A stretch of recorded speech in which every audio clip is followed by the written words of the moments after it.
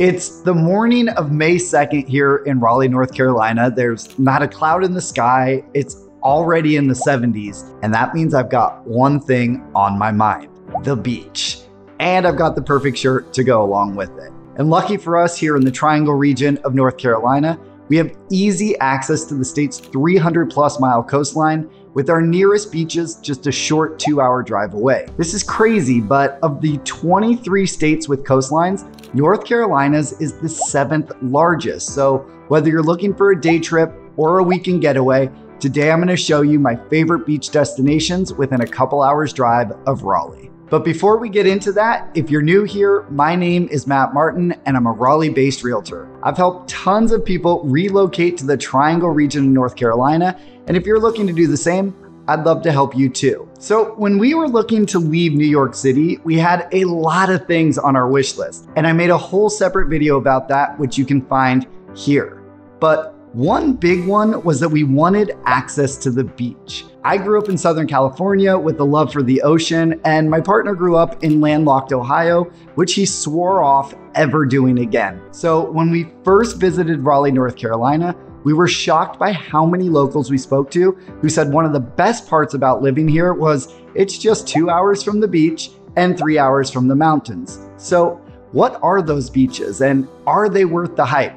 Let's dive in no particular order. One of the most popular and well-known beaches that Raleighites will visit is Wrightsville Beach. That's because it's so darn easy to get to. From downtown Raleigh, you literally only have to find your way to I-40, make one left turn about an hour, 45 minutes into the drive, and 15 minutes later, you're pulling up to the white sand beaches of Wrightsville Beach. It truly can't get any easier to get to. Wrightsville is a pretty no-frills beach, which is great when you're looking to just relax and unwind, but of course you'll still find a little downtown with shops and great restaurants. And if you head over the bridge just a couple minutes inland, you can find some really great seafood restaurants overlooking the web of waterways that weave through the area. It really doesn't get much prettier. If you've got a dog you're looking to bring to the beach, well, Wrightsville might not be the spot for you. While they are allowed on leash from October through March, they aren't allowed on the beach at all from April 1st till the end of September. If you're looking for a bit more action, Carolina Beach is your spot. Located just about 13 miles south of Wilmington,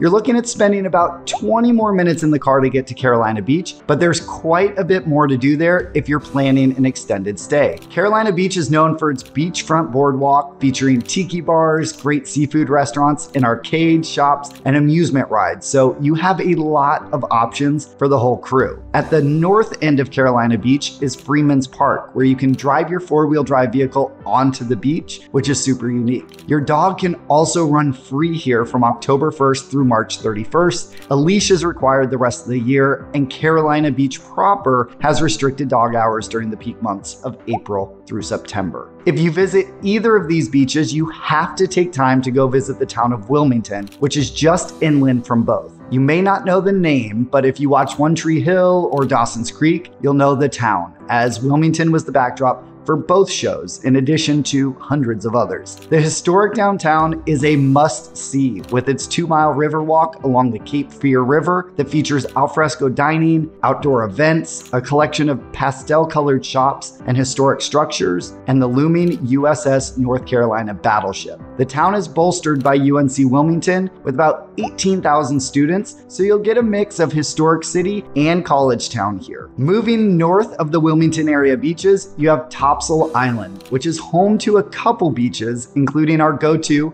Surf City. Now, first things first, while it looks like Top Sail, this is actually pronounced Topsail. And while everyone will understand you fine if you say it phonetically, they'll definitely know you're new here. Surf City is a super laid-back, small beach town located just over 2 hours from downtown Raleigh. And the route there is a bit more backroads, meaning the crowds are smaller, but you're not sacrificing beach quality or things to do. Surf City lives up to its name. In the heart of town is a surf school where you can rent boards or take lessons, and it's attached to a very beach town feeling taco shop, Shaka Taco, that we always make a stop at whenever we visit. The main drag is lined with small shops, including our favorite coffee shop, Sea Blue, and cars with surfboards hanging out. This isn't your Southern California beach vibe though. This part of Topsail Island is only about a fifth of a mile wide, so there's really only two main streets running the length of it. We love Surf City because we can bring our dog year round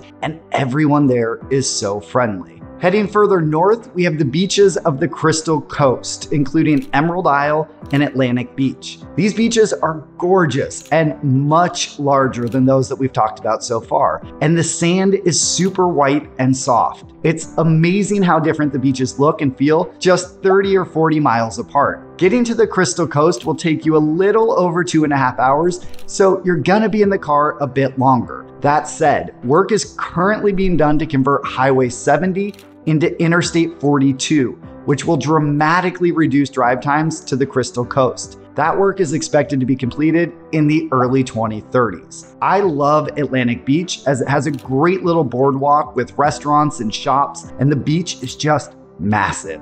Emerald Isle, which was recently ranked as the #2 must-see beach in the US by US Today, is just as beautiful, but the main drag is a bit further removed from the beach. If you're headed this way, you can't miss the charming seaside town of Beaufort, North Carolina. Now, I paused there because there's another town in South Carolina with the exact same spelling that's pronounced totally differently, Buford, and I always get them mixed up. Everyone who visits Beaufort, North Carolina, talks about its amazing historical charm and feeling of ease. You can explore the shops and restaurants along Front Street, or stroll over to the famed Maritime Museum, or just relax with an ice cream overlooking the water. It's a must-see. So those are the best beaches within a short drive from Raleigh, North Carolina. Now, of course, we're also home to the famed Outer Banks, but you're looking at drive times well over 3 hours to get there, so I'm gonna leave them out of this video.